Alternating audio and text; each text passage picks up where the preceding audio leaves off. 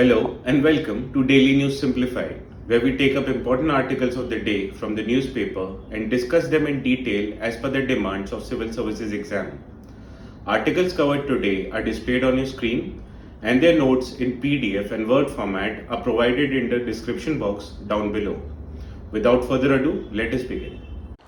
Now, starting off our today's discussion with the first article of the day, and it appeared in page 14 of today's Hindu newspaper.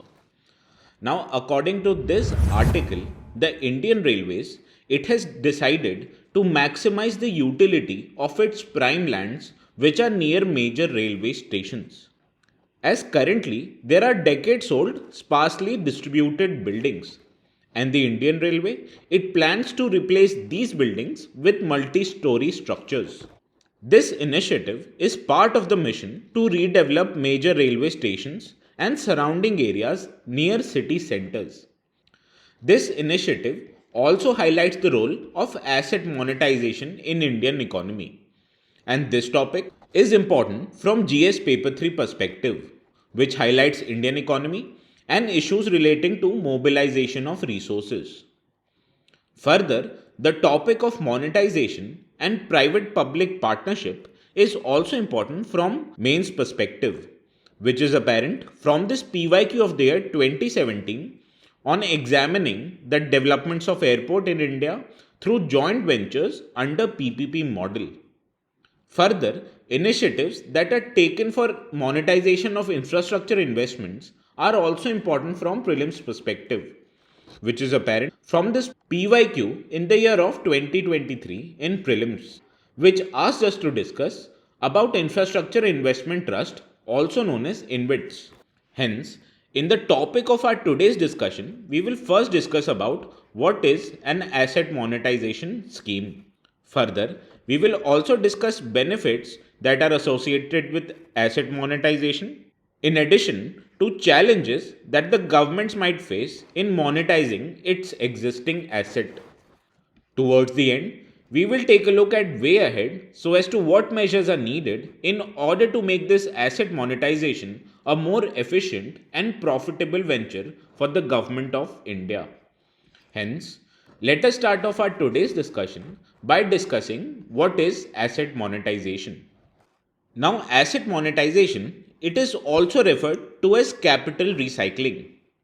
And asset monetization, it involves creation of new sources of revenue by unlocking the value of hitherto unutilized or underutilized public assets.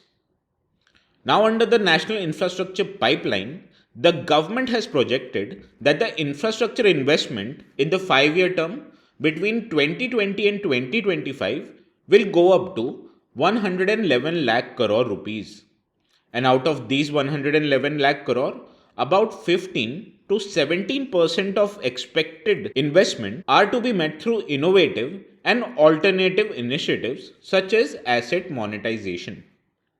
Also important in this regard is the economic survey's view, as it highlights that there is an aggregate monetization potential of almost rupees 6 lakh crores, which will be done through core assets of central government over the 4-year period from 2021 to 2025. And around 83% of this aggregate value, it will come down only from top 5 sectors, which includes roads, railways, power, oil and gas pipelines, as well as telecom. Now we must understand that asset monetization, it is different from privatization. As asset monetization, it represents structured partnership between the government and the private sector which has a defined contractual framework. Hence, asset monetization, it does not include transfer of assets to public sector. Rather, public sector lends this government asset and utilizes it for commercial purposes. And the terms of this contract is defined before the transfer of asset takes place. Now, after we have discussed what is asset monetization, let us discuss its benefits in the next slide. Now, there are several benefits of asset monetization. The first is that it enables resource mobilization through diversified alternatives, and it provides long-term capital for enhanced infrastructure development in the country. Further, it also plays a critical role in revival of growth post-economic slowdown. Further, asset monetization, it also enables efficient operation and management of existing infrastructure, and this is due to greater operational efficiencies of the private sector. For example, non-core assets like residential buildings and office spaces of BSNL and MTNL have been included under the asset monetization framework, and it will enable private parties to use them in a more efficient manner.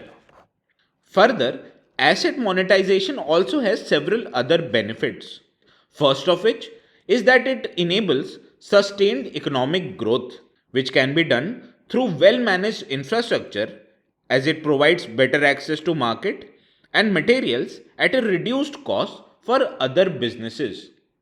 Also, asset monetization, it supports livelihood with increased employment opportunities, as these opportunities exist due to inherent ability of infrastructure to generate employment.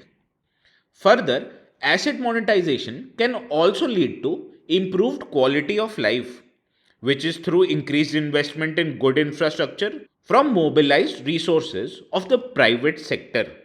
For example, spending money on core assets or social infrastructure like schools and hospitals will enable a better quality of life for our future generations. Now, after we have discussed the benefits of asset monetization, let us discuss what are the challenges that are related to asset monetization of existing government properties. Now, the first challenge in this regard is related to financial challenges. The first of which is that there is a lack of revenue streams as well as revenue transfer mechanisms in various infrastructure assets currently, and this prohibits the unlocking of true potential of government infrastructure. Also, asset monetization of government infrastructure may lead to higher prices for consumers, as these private entities will recover money from the public in form of user charges. Hence, it can lead to higher prices for utilization of this infrastructure by consumers itself. Now, the second challenge in this regard, it is related to regulatory challenges. Now, first of all, there's a lack of independent sectoral regulators which can provide dedicated domain expertise and simultaneously aid the development of existing sectors. Also, there are government who is participant in such a sector, and hence a government regulation will have a possibility of conflict of interest. Additionally, there are some structural problems as well, which might be related to legal uncertainty around these asset monetization initiatives and an absence of deep bond market, which may hold back the private investment in the infrastructure sector. Additionally, the dispute resolution mechanisms currently they are inefficient, as the private sector it is almost invariably involved in a dispute with a government entity, and in absence of such dispute resolution mechanisms it will further discourage the private investment in infrastructure. Now let us look at other challenges as well. The first is that the state governments they have currently not participated in any asset monetization initiative despite having large assets with themselves. Hence, this has relegated the asset monetization only of the central government properties. Further, there are concerns over political influence as well as corruption in these asset monetizations operations and management initiatives, which might further discourage the participation of private sector. Now, after we have discussed the challenges that are associated with asset monetization in the country, let us take a look at a suggestive way forward in order to understand what needs to be done for asset monetization to be more efficient and rewarding. Now, the national monetization pipeline it has a sector specific plans, which is a first step to help the private sector plan their fundraising on a brownfield asset. and it also has a potential financing opportunities.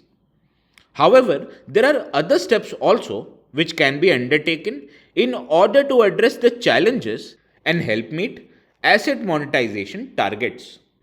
The first step in this regard is to ensure proper implementation of asset monetization plan. And this can be done in two different ways.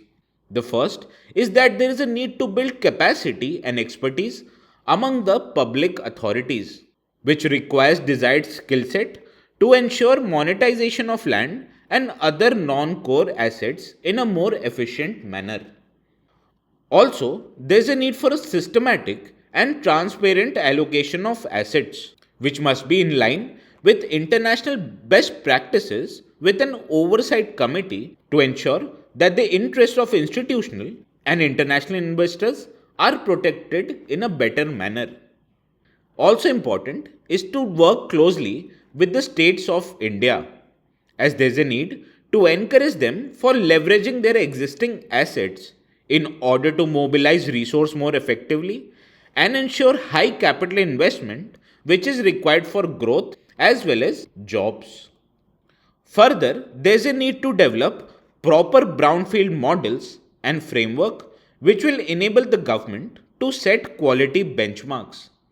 And this can be done by bringing flexibility in contracts which will help address these private parties from unforeseen developments. Also, having a robust dispute resolution mechanism will help private parties avoid needless and long litigation. And this step was also recommended by Kelkar Committee on Public-Private Partnerships. In the end, there's also a need for having a strong regulatory framework which will enable innovative models such as REITs or InvITs for non-core sector as well as help ensure participation of different investor classes such as global pension funds, sovereign wealth funds and retail investors. Hence, by ensuring proper implementation of asset monetization plan, working closely with the state governments, developing a proper brownfield models and framework for quality benchmarks and having a strong regulatory framework which will enable participation of innovative models is a way forward for effective and efficient asset monetization in the country. Hence, this was all for today's discussion on asset monetization. Now, moving on to the next article of the day, which appeared in page 7 of today's Hindu newspaper. Now, the G20 summit and India's success in disaster risk reduction, they provide an opportunity to accelerate international cooperation and build resilience to existing disaster risks. Whereas the G20 summit and its outcomes of disaster risk reduction working group, they are an opportunity to design a future where we are equipped to withstand disaster risk. Now, one of the most critical aspects of reducing this disaster risk is the need to develop a disaster resilient infrastructure. And this disaster resilient infrastructure is the topic of our today's discussion. Now, disaster and its management, it is highlighted in the GS paper 3 syllabus. Further, this topic is also important from mains perspective, which you can see from this PYQ of the year 2018 on various measures taken in India for disaster risk reduction. Hence, in the scope of our today's discussion on disaster resilient infrastructure, we will discuss why there is a need for a disaster resilient infrastructure. Additionally, we will also discuss initiatives that are taken at both governmental as well as intergovernmental levels in order to promote the resilience of existing infrastructure. Moving forward, we will discuss constraints that the government might face in order to improve the disaster resilience of existing Indian infrastructure. Towards the end, we will take a look at a suggestive way forward in order to understand measures that can be undertaken for improving risk assessment and reducing the disaster risk of existing infrastructure. Hence, let us start off our today's discussion by understanding what is a disaster resilient infrastructure. Now, disaster resilience, it is understood as the ability of an individual, community, organization, and sovereign states to adapt and to recover from hazards without compromising the long term aspects of development. Now, this disaster resilient infrastructure, it includes buildings, public communal facilities, transit systems, telecommunications, and power systems. And these infrastructure systems, they are designed strategically in order to withstand the impact of natural disaster. Now, these disaster resilient infrastructure, it encompasses both structural as well as non-structural measures. Now, structural measures, it involves adjusting engineering designs and standards to reflect disaster risks such as flood control systems, protective bank embankments, seawall rehabilitation, and retrofitting of existing buildings. Whereas on the other hand, non-structural measures, they refer to risk-sensitive planning, institutional frameworks, hazard mapping, ecosystem-based management, and disaster risk financing. Now, let us discuss the need for disaster resilient infrastructure in the next slide. Now, the first need for a disaster resilient infrastructure is to reduce the disaster related losses. As India, it has suffered losses up to $20 billion in the last 20-year period. And globally, these disaster losses, they are estimated at about $520 billion per annum, which pushes more than 26 million people below poverty line. Thereby, having a disaster resilient infrastructure can assist in achieving targets which pertain to reduction in mortality which may be caused due to natural disasters. Further, DRI, it can also help reduce investment risk. As India currently, it needs to invest about $1.5 trillion in infrastructure sector over the period of next 10 years. And this significant investment may also come at risk of facing disaster hazards. As currently, India is prone to many disasters like earthquake, floods, cyclones, etc. Whereas on the other hand, disaster resilient infrastructure, it can also bring down the economic cost of rebuilding the whole infrastructure after natural disasters. Further, having a disaster resilient infrastructure will also help India fulfill its international commitments. As Sendai framework for disaster risk reduction as well as Sustainable Development Goal 9, it recognizes that disaster resilient infrastructure it is a crucial driver of economic growth as well as development. Hence, having a disaster resilient infrastructure will help India fulfill its Sendai framework and Sustainable Developmental Goals commitments. Further, having a disaster resilient infrastructure, it also enables immediate and coordinated emergency responses. As establishment of a resilient communication infrastructure, it has a potential to significantly improve the resilience of exposed communities, which also helps to curb the spread of misinformation. Hence, the community's resilience at the time of disasters, it will be increased significantly due to presence of disaster resilient infrastructure. Now, after we have discussed what is the need, now let us discuss initiatives both by Government of India as well as international players in order to fulfill the goals of disaster resilient infrastructure. The most important in this regard is that India it announced the creation of a coalition for disaster resilient infrastructure also known as CDRI after the Asian Ministerial Conference on Disaster Risk Reduction, and this coalition was formed in the year of 2016.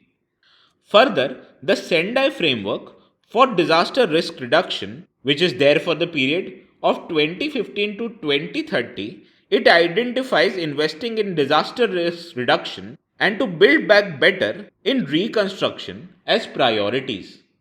Further, there is an infrastructure resilience accelerator fund as well, which was announced in the year 2023, and it acts as a financial source which is a key to success of disaster resilient infrastructure initiative.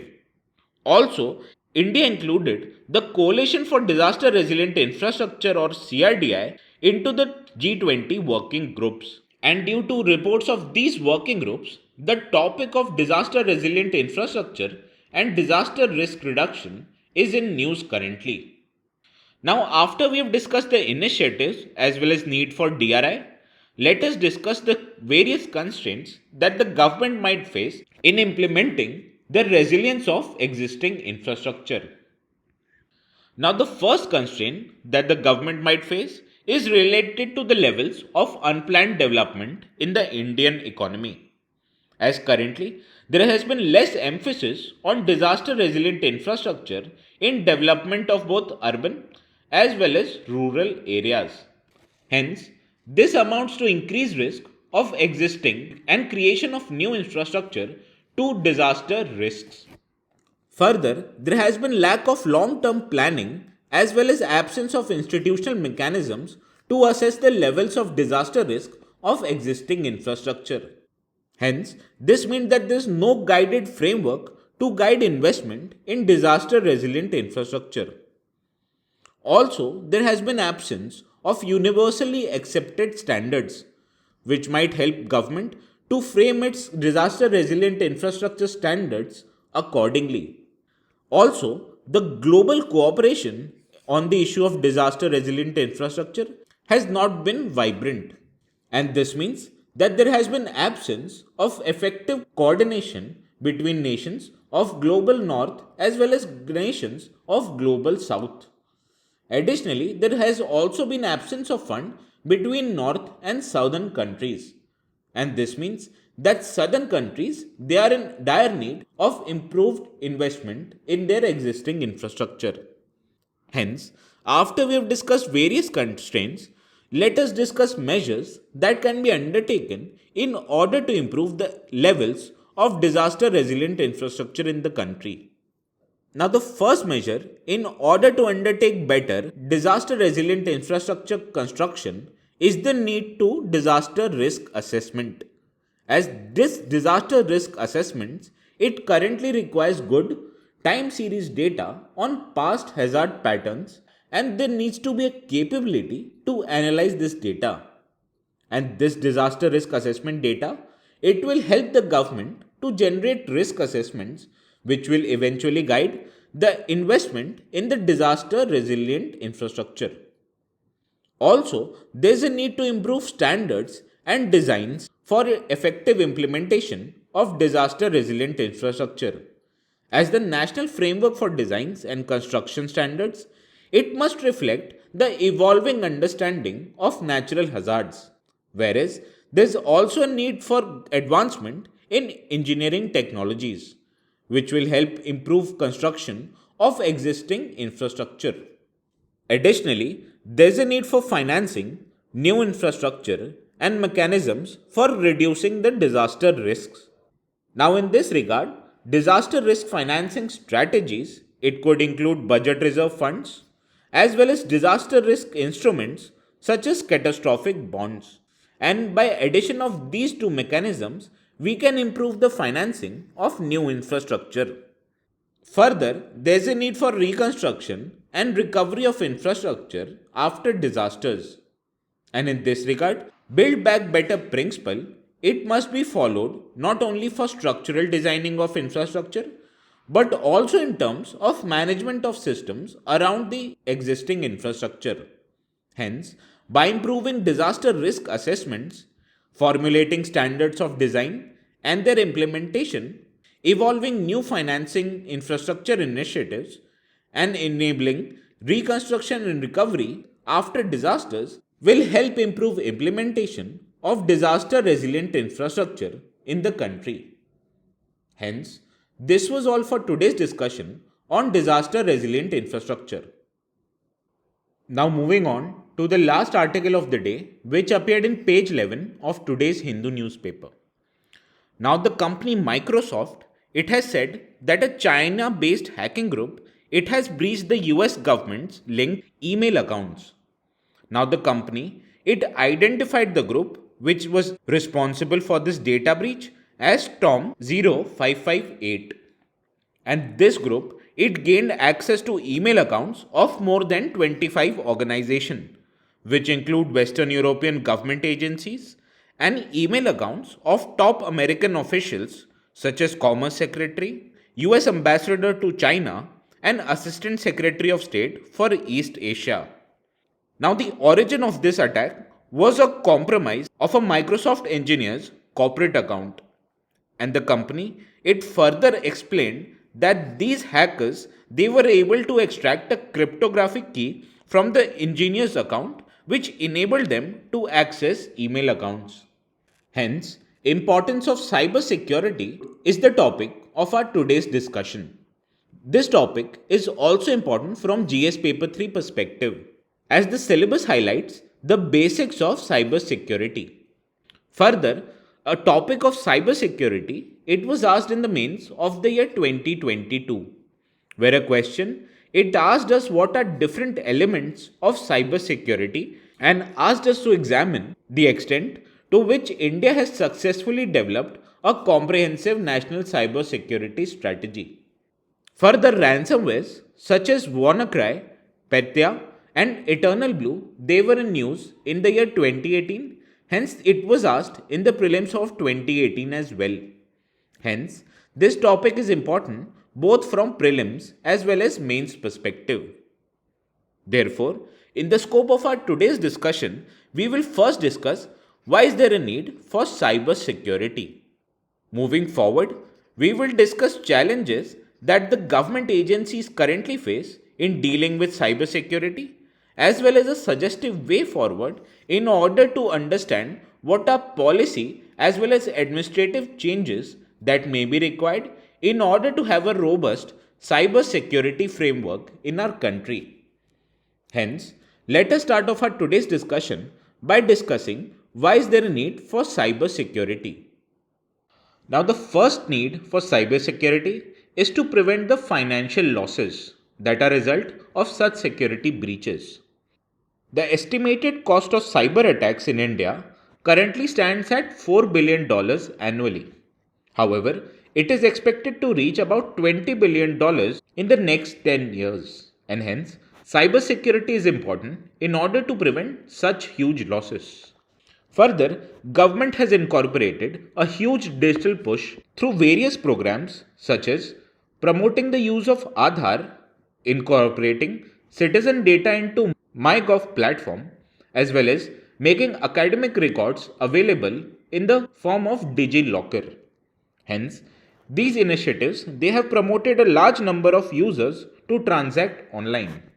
And hence, in order to prevent personal and educational data from becoming public, it is essential to have a decent cybersecurity infrastructure in the country.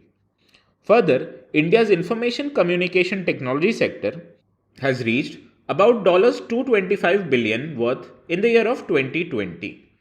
And this has made the ICT sector vulnerable to cyber attacks. An example in this direction can be cited as India accounted for 8% of all cyber attacks globally in the year of 2020. Further, there has been an increase in number of internet users in the country, as India has about 730 million internet users by the year of 2020. And out of these users, 75% of the users are from rural background. And these new users are more vulnerable to increasing cyber attacks. Further, due to developments in e-commerce, travel and banking sector has led to rising online transactions. And these online transactions are further at risk of cyber attacks. Now, after we have discussed the need for cybersecurity measures, let us take a look at challenges that the cybersecurity infrastructure in the country currently faces. The first challenge pertains to lack of awareness of people, as almost 80% of the cybercrime frauds they occur due to lack of cyber knowledge. For example, during COVID-19 pandemic, overuse or addiction of social media and increased use of online mode has led to rise in cyber crimes. Further, India has a weak digital security. Because of outdated infrastructure and poor or inadequate cybersecurity protection measures have exposed India's digital security vulnerability. For example, leakages of government data through cyber attacks. Further, there are multiple organizations in India who are responsible for cyber security. As India currently has 36 different central bodies who deal with cyber issues, and this has led to overlapping of responsibilities. Further, there's a lack of coordination among these bodies that further aggravates the issue of cybersecurity. Also, there's an issue of lack of resources, as there's an absence of adequate manpower, training, and indigenization in hardware and software, which puts India into a vulnerable position. And hence, India has become a net exporter of data, which has further increased the vulnerability of data colonization. Further, there is an issue which is related to use of substandard devices, as these devices they used unlicensed software, and this makes them vulnerable to cyber attacks. Also, there are variety of different devices which use non-uniform standards, and this makes it difficult to provide a uniform security protocol for these devices. Now, after we have dealt with challenges that the cybersecurity infrastructure in the country faces, let us discuss a way forward that will suggest measures for betterment of cybersecurity infrastructure in the country. The first suggestion pertains to need for better regulation and adoption of norms, as currently there are no acceptable norms of behavior in cyberspace. By drafting a better regulation and adopting new norms, it will ensure collaboration and coordination and much needed synergy among various institutions, and it will help them work according to a coordinated approach. Further, there is a need to amend the existing Information Technology Act of the year 2000, as this act has failed to keep up pace with the changing cybersecurity scenario. At the current act, it does not ensure penalties which can serve as a deterrent for cyber crimes.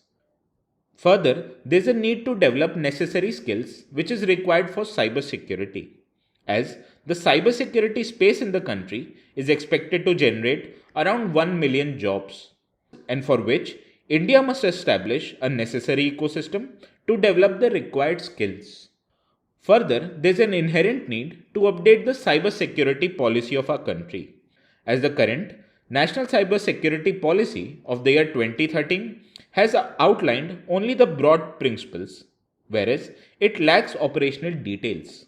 Further, there is a need to undertake security audit of government websites which should adhere to international standards, and this must be made mandatory for all government websites and applications before hosting and publishing them.